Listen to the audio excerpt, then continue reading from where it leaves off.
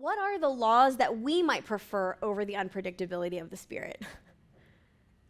Maybe it's some kind of formulaic certainty, do this plus this equals I'm in. I'm right. Maybe it's a specific political affiliation. Maybe it's just a particular ritual or tradition that we elevate to gospel status, Maybe it's even a particular expression of something very good, like social justice. Law is law. If we are led by the law, if we are led by the rigidity of an earning currency, we are not being led by the Spirit. So that's the law. That's the first thing that Paul names.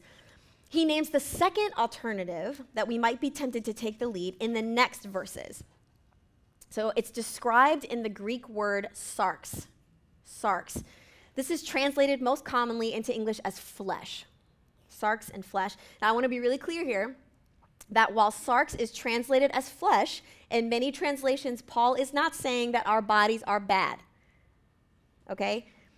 The word sarx at its root might actually be better understood as self-indulgence.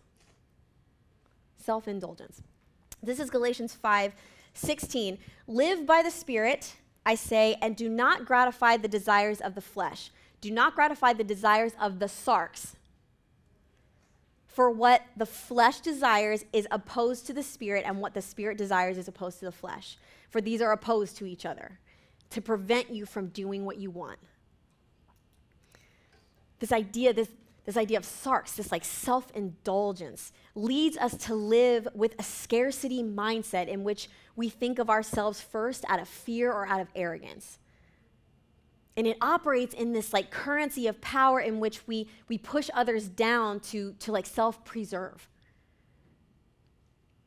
Being led by self-elevating indulgence versus being led by the Spirit is the difference between being reactive and being responsive.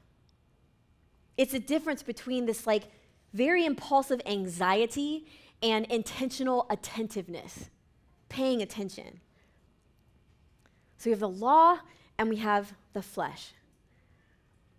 And part of knowing what it is to be Spirit-led is to name and call out our very real tendency to be led by something else.